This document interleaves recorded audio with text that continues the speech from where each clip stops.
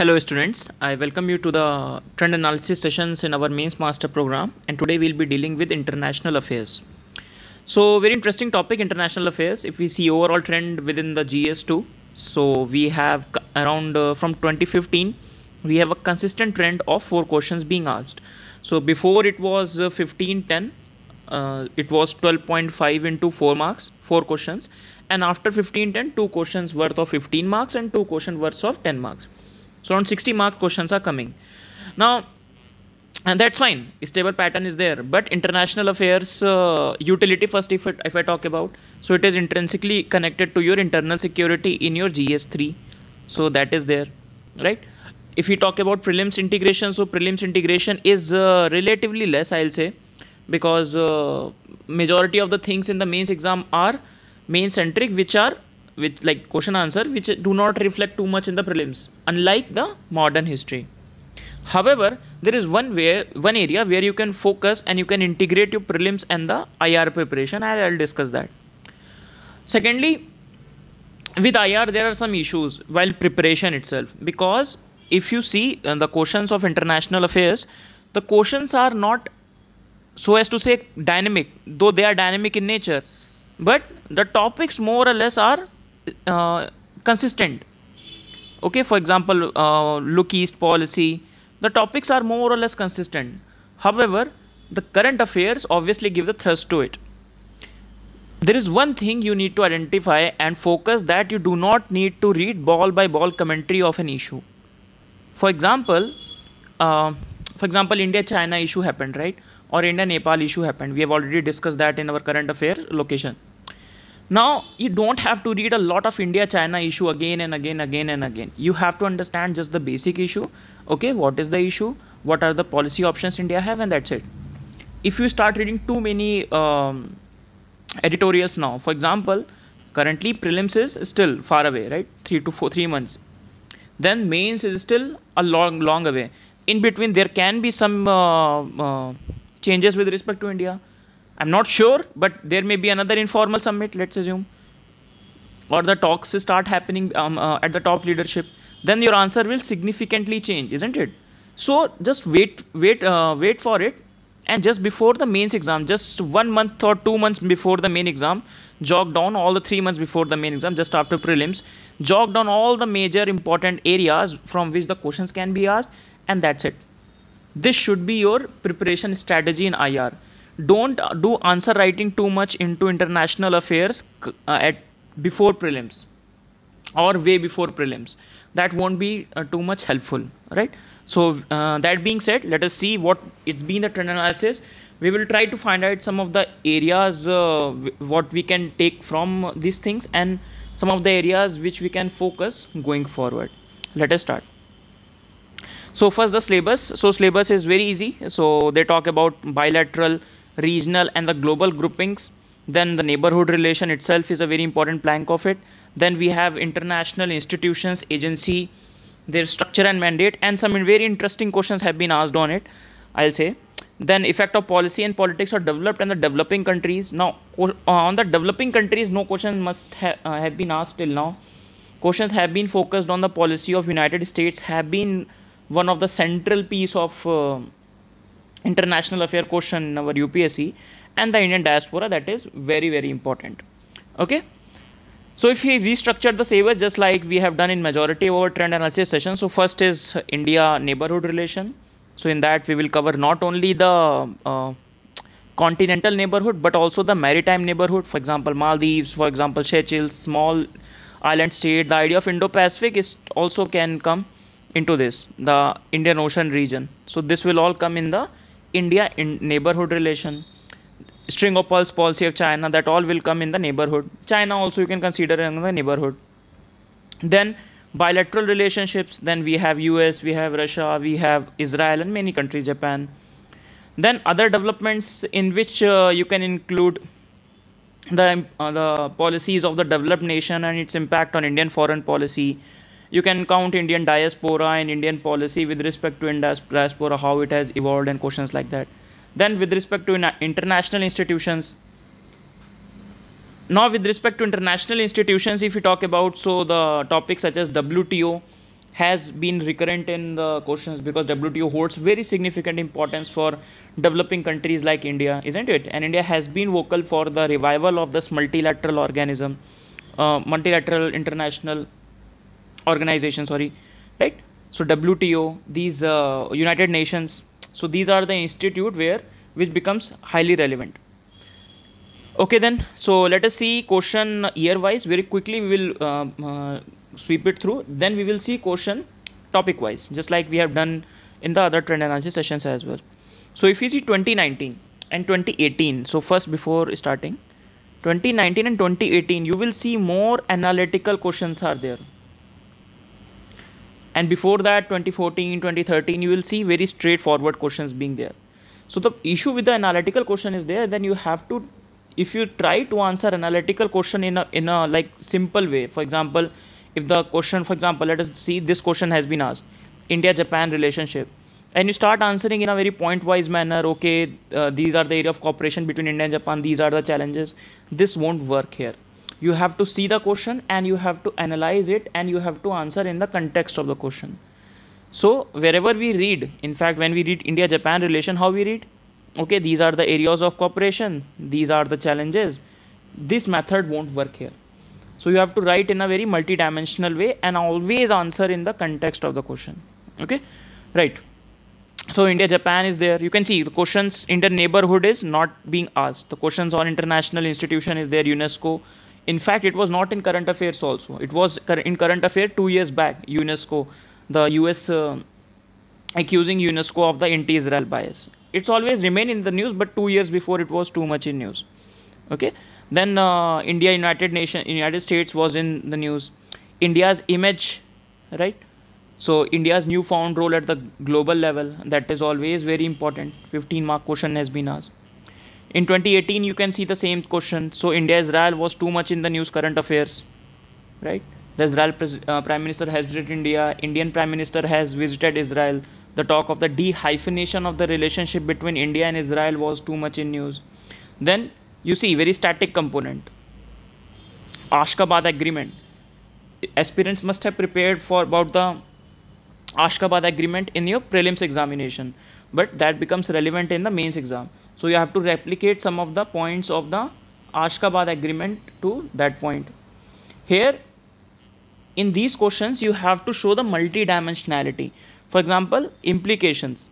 So you have to connect with Central Asia, you have to connect with West Asia, you have to connect with India's other pursuits, for example, towards EU also. So the one of the way goes through the Central Asia, through Central Asia our partnership with Russia. So in international relation you have to show multi-dimensionality, or I should say what is called as a bird eye view. Okay, bird eye view means, so for example when you are looking at Central Asia, you are not looking only at Central Asia. Indian foreign policy only does not look at Central Asia, it looks Central Asia through prism of Russia, it looks Central Asia through the prism of China, it looks Central Asia also through the prism of reaching out to EU. Apart from working in the Central Asia itself, Central Asia from the heart of how Central Asia can be helpful in India's pursuit of development in Afghanistan, like that, right? So the more multi-dimensional your answer is, the better it is, isn't it? That goes to show your strategic thinking as well. Okay, how you are able to relate to the idea of Central Asia with the other engagement with the major powers, isn't it? And that is where you have to focus, especially in the GS answers. It is different from what we write in the political science and international relation answers, right? Next you see US-Iran pact and what is the implication on India. So US and Iran, so as I told you, US becomes very significant. So whether US leaves in UNESCO or US leaves WHO recently, or US does something with Iran, right? Whatever US does, or US takes itself out of the Paris agreement. So every decision of US has a huge global implications, right? Or the receding power of US in the when North Korea issue was there, so that was also question was expected on that. So whatever US does, that becomes highly relevant for us. Then you can see China. Then you can see very easy question about ECOSOCs. Now ECOSOCs, students prepare that in prelims. In the mains, more or less we do not revise it, but if you, that is where the integration of prelims and the mains come. So if you are able to relate it to it, especially with respect to prelims, I'll highlight prepare the international institutions. Even if you are not able to write many details, but if you are able to write some of the concrete details about the institution, you will get some, at least some of the marks, isn't it? Then very interesting question on Indian diaspora has come, its role in the specific Southeast Asia. Then 2016 question on WTO. WTO, you will see the focus of WTO. Then look east policy, very basic question has been asked, look east policy. Then 2016, you remember, after terrorist attack, the SAARC summit was derailed. Then they asked question on the SAARC, right? Then a very tough question, McBride Commission of UNESCO. So even if you do not know about McBride Commission, write something about UNESCO. That is not wrong, but don't waste a lot of time on these issues also, because ultimately you have to write 19 other questions. And then from 2015 you will see very easy questions, at least straightforward questions. So increasing interest in Africa as its pros and cons, permanent seat, impediments, Project Mosam, easy questions, right? 2014 questions are like that. Also South China Sea question has been asked. South China Sea again is still very hot now, so that question again can be asked. Then at that time NDB and AIB was in the news, so they have asked you to difference between the two, right? And 2016 they have asked question with respect to NDB and AIB with respect to the headquarter in the prelims. So that is again, as I told you, international institutions prepare also from the mains perspective. Okay, it just need to have an eye, or just need to have an insight while preparing for prelims. Okay, this can come in the mains also. So before mains, just revise your prelims notes once more, right? Then again you can see in 2014 question on WTO.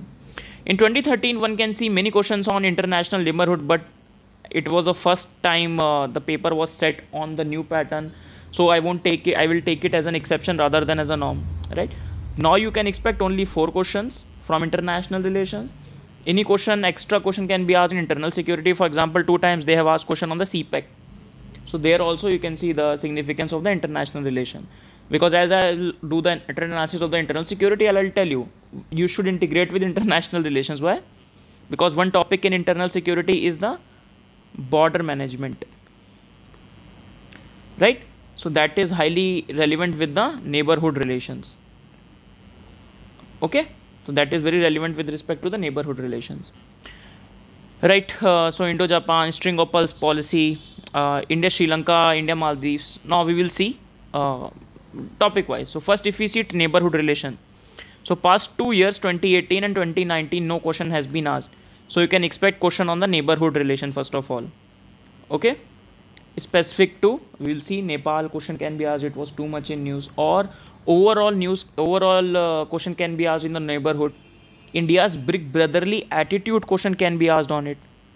Okay, because no question has been asked on this stuff, right? I have given one of the question in our test series that India's special relationship, the way we harp upon a special relationship with Nepal, is the reason behind a special relationship. Every time we'll say Nepal, we have a special relationship, we have a special relationship. So maybe that is one of the reasons why India's image in the Nepal suffers a bit of problem. Why? Because special relationship comes out as a bit patriarchal, big patronage seems. So Nepal always feels as a smaller partner in an equal that partnership which should be based upon the equality. So what Nepal expects out of us is the treatment of equality, isn't it? And what we say, younger brother, we say special relationship. So they want us to treat them formally, but we treat them very informally. Many of the scholars have this view. So the question on these lines can be asked, because now you can see the questions on analytical nature is being asked. Then Project Mosam. So here I want to highlight if any significant policy steps being taken by government, that question be asked. For example, they can easily ask you what to understand by the neighborhood first. Okay, and how is different from the Gujarat doctrine? How it is different from the Gujarat doctrine, they can ask you. Then that creates a problem, because you need to know the difference between Gujarat doctrine and the neighborhood first, which are the components on which the focus has been given, isn't it? So there has to be very clear understanding between the terms for you, right? Then Afghanistan is very important because the US wanted to withdraw last time. Some happenings are going on. India is also slowly changing its posture towards Afghanistan, so that is also relevant. Then like these are the neighborhood questions. So Maldives, Sri Lanka, and Gujarat Doctrine question has been asked.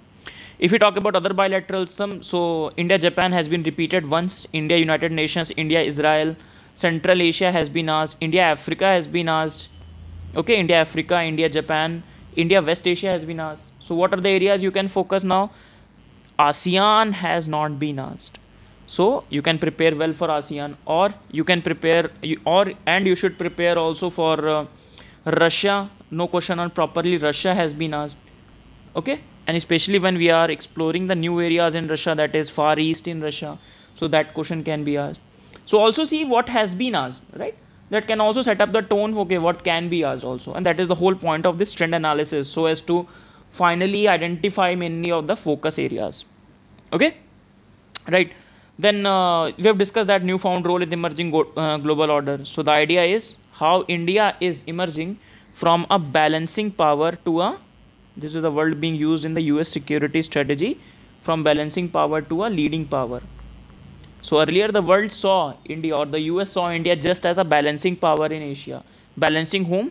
China. But now India is emerging not as a balancing power but also as a leading power. And that also has implications also, right?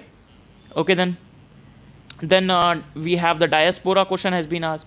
With respect to diaspora, question can be asked. I have put one question in our test series also, that how diaspora is relevant for our foreign policy and also our domestic policy needs, or how our diaspora policy has changed from independence to the current time. So at the independence we followed the policy of non-intervention, or the indifferent policy we had adopted, or we will remain indifferent to it. But now we are adopting the policy of the strategic congruence, that we want diaspora to connect with us at every level, at the political level, at the business level, at the people to people level. So that is that. Plus currently the COVID crisis also, for example Vande Bharat bringing the people back, right? The policies of many countries such as H1B visa also, so there also diaspora can play a big role. Then with respect to international institution, always prepare for WTO, especially when the ministerial conference is there. So every 2 years they have ministerial conference. So that particular year, please prepare for WTO, what is happening in the, how to revive WTO. The answers are mostly very basic in nature. So there are at least 5 to 6 basic points what has to be written, how to revive WTO, and that's what you have to write every time. Just the context changes, right? UNESCO, ECOSOC, then UNESCO again, this McBride Commission has been asked.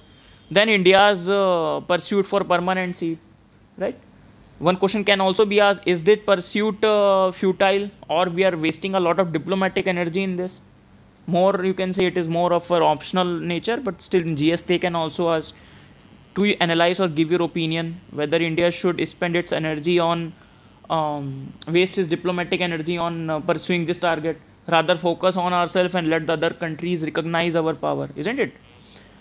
Then NDB, Asian Infrastructure Development Bank, then World Bank or IMF, same questions, old questions are there. So few key takeaways from this, right? After having this trend analysis, this is what the modus operandi we are having. So what are the key takeaways? First of all, US remains important, right? Bilateral, obviously, as we are also seeing the changing policy towards the China, then it is one of the policy options for India. Many people also said that this strategic autonomy or this non-alignment has been a relic of the past, right?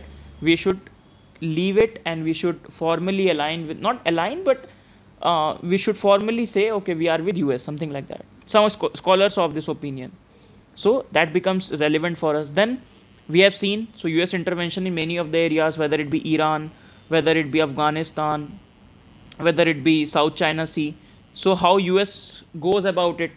What about America first? Right? So about these things. So what is India's what are the impact on India? Then basic remains important. So you have seen many questions. For example, Gujarat Doctrine question has been asked. For example, question you have seen on Look East Asia policy. So the question can be asked on very basic policies. As I've told you, neighborhood first versus the Gujarat Doctrine, Look East versus the Act East, right? Look West policy. What is the Look West policy? Why Look West policy is not as good as our Look East or Act East policy? So they can ask you to compare Look West versus the Act East policy. The challenges in the neighborhood first policy. So this question can be asked. Avoid ball to ball commentary of the international affair. This is one thing I will strictly suggest to the students. Rather focus on the topics 1 to 2 months before. Do not go for ball to ball commentary. Read the articles, 1 to 2 articles. Okay, what is happening in India and China? Disengagement is happening now. Maybe later on more disengagement happen. As I told you, some informal summit can happen. Something can happen. So your answer will change completely. So there are many institutes or many websites which give you daily answer, but don't write those answers. I don't think that will be too much effective. If you want to write answer such as how diaspora policy has changed over the years. Now that will remain relevant, irrespective whatever the changes will come. But that questions will remain relevant. But the day-to-day commentary, okay, India, China, daily question, not required at all, right? Then integrate your international institutions with the prelims preparation. What does that mean? As I told you, so institutions like IORA, especially with Indian Ocean region, very important. So IORA, right? Your other international institutions, World Bank, IMF, these China-led financial institutions, question has been asked. What is the difference in the funding pattern of the China-led institutions versus the this old World Bank and IMF, right? What are the reforms needed in World Bank and IMF? So these are the things you need to prepare. Some basic things out of it you can prepare from the prelims. Now going forward, what can be our focus areas? So first is with respect to the COVID-19. So the COVID-19 impact on various things. For example, impact on diaspora policy.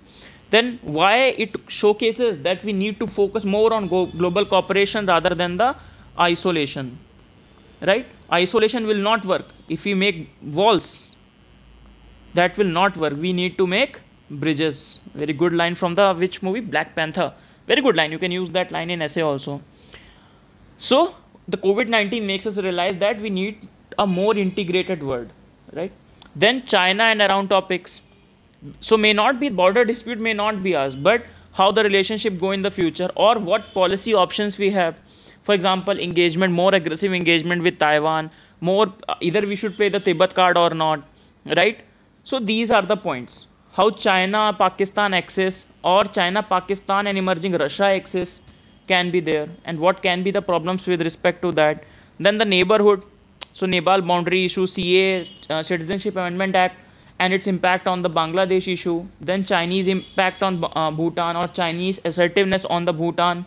Afghanistan issue always remains high. So neighborhood pay proper importance to it. You can add Indian Ocean region to it. That's always remain very important, Indian Ocean region, isn't it? Then new engagements and area-centric topics. For example, India-Australia. Modi-Morrison summit happened, right? Very good articles have come. India-Australia becomes very important because India has been dancing with the global powers. India has been dealing with the neighbors, but somehow India has missed out on some middle powers. And there India needs to fill that gap. Then Central Asia always becomes important. One area where the question has not been asked is ASEAN. So you can ask. Latin America question has not been asked because now Indian foreign policy is going above and beyond with engagement with the Latin America also. So you can prepare a few points with respect to the Latin America as well. Apart from that, in international relation, there is very important thing is the what we say key phrases or we say keywords. Those are really important. Okay. If you have IR 4 questions, in every question you have at least 5 to 6 keyword you need to put, right? So, for example, strategic embrace of China. Just I'm giving you for example, strategic embrace of China for our neighborhood, or China's strategic encirclement of India, right? or India's policy act from look west to Modi ji himself has said link west, or with respect to Indo-Pacific what we say free, open, inclusive Indo-Pacific. So these are the keywords which you see in the vocabulary of the leaders also. You need to put that into your answers, then only your answer will look good. And this is how you prepare for international relations. Apart from that, prepare few facts. So with respect to that, prepare few facts, prepare these keywords, make a list of the keyword. These keywords are really important, right? And prepare few case studies as well. Case study especially with respect to neighborhood. For example, any specific power project is there. For example, India Bhutan currently working on a joint project, so you can use those case study to give some additional point in your answer. For example, India recently has held Maldives with, or a new building is completed in Maldives, a court, Supreme Court, I think. So you can put these points to give to give substance to your answer. Okay, then with this I finished this international affair analysis. Next we'll come up with analysis on the internal security, agriculture. Agriculture and economics I have divided into two parts. Agriculture itself consists of 4 questions around, and the economics, so as to give you more structured way.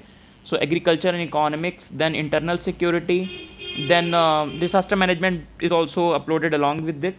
Then we have internal security, agriculture and economics. I think that's it from my side. So, and science and tech, right? Yes. So see you in the next sessions. I hope you are finding this trend analysis useful. Please also see the focus areas, because that is made after trend analysis and seeing the current patterns. So if you can narrow down your approach, it can give you some very significant things to prepare upon. Okay, then continue learning with us on Amrita platform. Thank you everyone. Bye bye.